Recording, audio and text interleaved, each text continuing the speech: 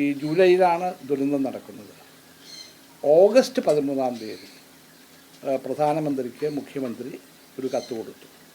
ആ കത്തിൽ ആവശ്യപ്പെട്ടിരിക്കുന്ന ദുരന്തബാധിത പ്രദേശങ്ങളിലെ കാർഷിക ലോണും വിദ്യാഭ്യാസ ലോണും പൂർണ്ണമായി എഴുതി തരണം എന്നാണ് അന്ന് കൊടുത്തത്.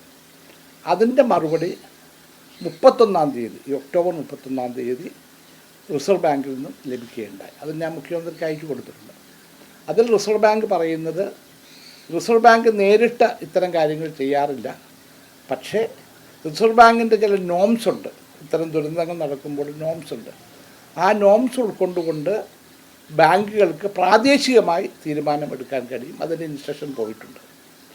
മറ്റൊന്ന്, മുഖ്യമന്ത്രി ചെയർമാനായ ഒരു അഡ്വൈസറി കമ്മിറ്റിയുണ്ട്. അവർക്ക് ഇതിനകത്ത് ആവശ്യമായ ഇൻസ്ട്രക്ഷൻസ് കൊടുക്കാൻ കഴിയും.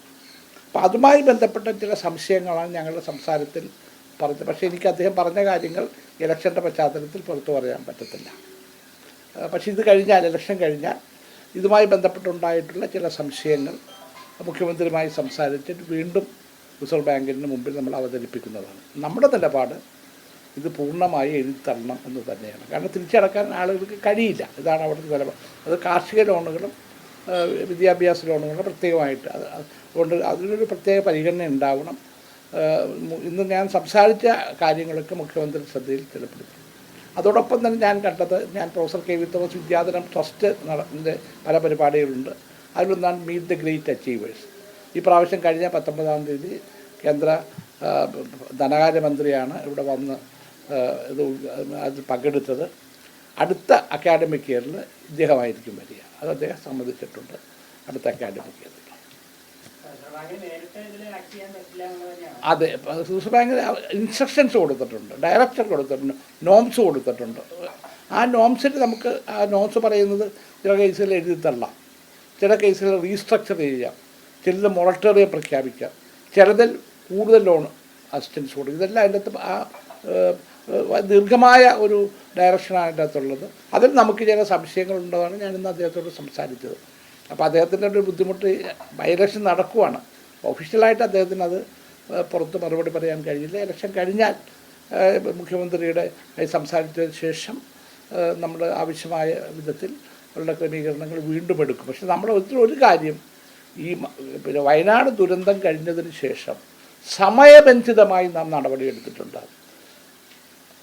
പിന്നെ ജൂലൈ നടക്കുന്ന ഓഗസ്റ്റ് 2 നമ്മൾ ആദ്യത്തെ കത്ത് പ്രധാനമന്ത്രിക്ക് കൊടുക്കുന്നത്. അതിൻ്റെതാണ് ഇപ്പോൾ ഈ അടുത്ത ദിവസങ്ങൾ വന്നിരിക്കുന്ന മറുപടി. അതാണ് നമ്മൾ ദേശീയ ദുരന്തം എന്നാകണമെന്ന് പറയാൻ കാരണം, ഞാൻ ഈ വകുപ്പ് കൈകാര്യം ചെയ്ത ഒരാളാണ് 5 വർഷക്കാലം. ദേശീയ ദുരന്തം എന്ന് പറയുമ്പോൾ അതിൻ്റെ പല പിന്നെ വേരിയൻസ് ഉണ്ട്. അതിൻ്റെ കാഠിന്യമനുസരിച്ച് 1, 2, 3 അത് തീരുമാനിക്കുന്നത് കേന്ദ്ര ഗവൺമെൻറ്റാണ്. നമുക്ക് കൊടുക്കുന്ന കത്തിൽ നിങ്ങൾ അതിതീവ്ര ദുരന്തം എന്ന് പറയാനൊന്നും പറ്റത്തില്ല. അത് കേന്ദ്ര ഗവൺമെൻറ്റാണ് തീരുമാനമെടുക്കേണ്ടത്. അപ്പം നമുക്ക് എഴുതുമ്പോൾ ഇത് ദേശീയ ദുരന്തമായി പ്രഖ്യാപിക്കണമെന്ന് തന്നെ പറയാൻ പറ്റത്തുള്ളൂ. അപ്പോഴേ 100% നമുക്ക് അസിസ്റ്റൻസ് കിട്ടത്തുള്ളൂ, അതിൻ്റെ ബാധ്യത മുഴുവൻ. മറ്റത് സംസ്ഥാനത്തിൻ്റെ സംബന്ധിച്ചിടത്തോളം, സംസ്ഥാനത്തിന് ഇപ്പോൾ കിട്ടിയിരിക്കുന്നതെല്ലാം ഫൈനാൻസ് കമ്മീഷൻ്റെ നോംസ് അനുസരിച്ച് എല്ലാ വർഷവും സംസ്ഥാനങ്ങൾക്ക് കിട്ടുന്നതാണ്. അതിൽ നിന്ന് തന്നെ കൊടുക്കുന്നതിന് ചില നോംസ്. ഉദാഹരണത്തിന് വീട് നഷ്ടപ്പെടുന്നു, അതനുസരിച്ച് 1.25 lakhs കൊടുക്കാൻ പറ്റില്ല. അത് നോർത്ത് ഇന്ത്യയിലെ നോംസാണത്. നമ്മളിവിടെ 5-10 ലക്ഷം രൂപ കൊടുത്തുകൊണ്ടിരിക്കുക. അപ്പോൾ ഇപ്പോൾ കിട്ടിയിരിക്കുന്ന 388 കോടി രൂപ എന്ന് പറയുന്നത് അതിൽ 80% കേന്ദ്രവും 20% സംസ്ഥാനവുമാണ്. അതുകൊണ്ട് ഈ പ്രശ്നം പരിഹരിക്കപ്പെടുന്നില്ല. അതുമാത്രമല്ല, കേന്ദ്ര ടീം വന്ന് കഴിഞ്ഞ ഓഗസ്റ്റ് 8-10 തീയതികളിൽ കേന്ദ്ര ടീം വന്നു. നമ്മുടെ ചീഫ് സെക്രട്ടറി വേണു ഉണ്ടായിരുന്നു. അവരും ഇത് സബ്മിറ്റ് ചെയ്തിട്ടുണ്ട്.